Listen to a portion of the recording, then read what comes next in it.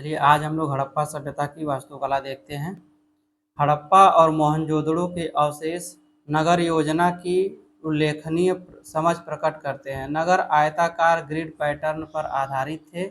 सड़कें उत्तर दक्षिण और पूर्व पश्चिम दिशा में जाती थी। सड़कें जो थी उत्तर दक्षिण और पूर्व पश्चिम में जाती थी और एक दूसरे को समकोण पर काटती थी। एक दूसरे को 90 अंश के कोण पर काटती थी, समकोण पर।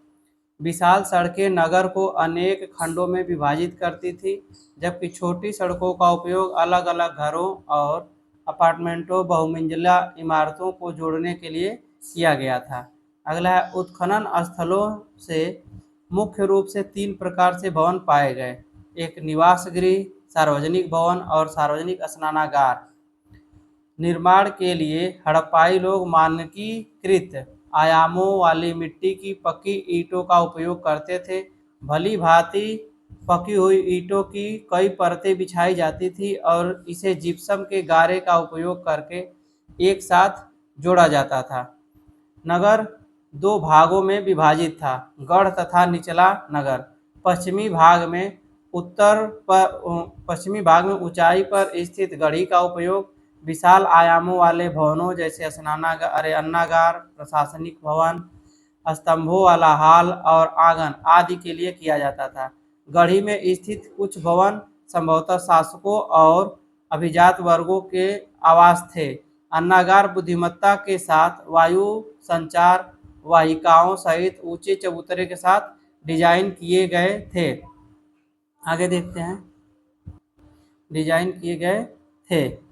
इससे अनाज के भंडारण में मदद के साथ ही कीटों से उनकी रक्षा करने में भी सहायता मिलती थी। मिस्र और मेसोपोटामिया सभ्यता के मंदिरों या शासकों के लिए महलों के विपरीत सिंधु घाटी सभ्यता के स्थलों से बड़ी स्मारकीय संरचनाएं संभव नहीं थी। तो उस प्रकार का 2 तरह का नगर विभाजन था, ये गढ़ी था और ये निचला तो नगर। ठीक इस प्रकार का उस समय घर बना हुआ करता था। आगे देखते हैं हम लोग, आगे देखते हैं। हड़प्पाई नगरों की एक प्रमुख विशेषता सार्वजनिक स्नानागारों का प्रचलन था।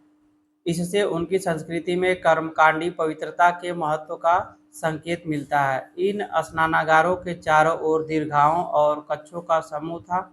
सार्वजनिक स्नानागारों का सबसे प्रसिद्ध उदाहरण मोहनजोदड़ो के उत्खनित अवशेषों में बृहद स्नानागार है। इस बृहद स्नानागार में कोई दरार या रिसाव नहीं है। यह हड़प्पा सभ्यता की अभियांत्रिक क्षमताओं का परिचायक है।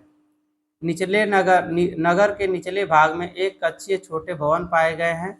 इनका उपयोग संभवतः श्रमिक वर्ग के लोगों द्वारा आवास के रूप में किया जाता था।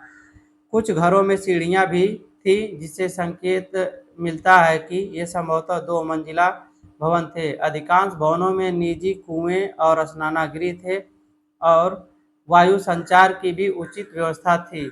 हड़प्पा सभ्यता की सबसे प्रमुख विशेषता उन्नत जल निकासी व्यवस्था थी।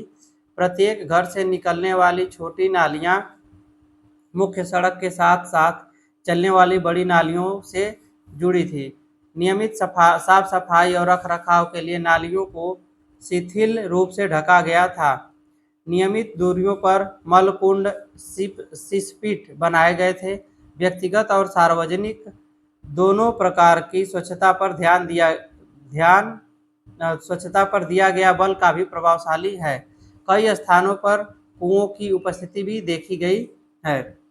आगे है, कई विद्वानों का तर्क है कि टिग्रिस यूफ्रेटस घाटी के मेसोपोटामिया लोग सिंधु घाटी सभ्यता को मेलुआ कहते थे। मेसोपोटामिया में सिंधु घाटी की कई मोहरें मिली हैं। तो यहाँ तक हम लोग देख लिए हड़प्पा सभ्यता की वास्तुकला। अब हम लोग वहाँ के देखेंगे हड़प्पा सभ्यता की मूर्तियाँ, अगले वीडियो में देखेंगे। धन्यवाद।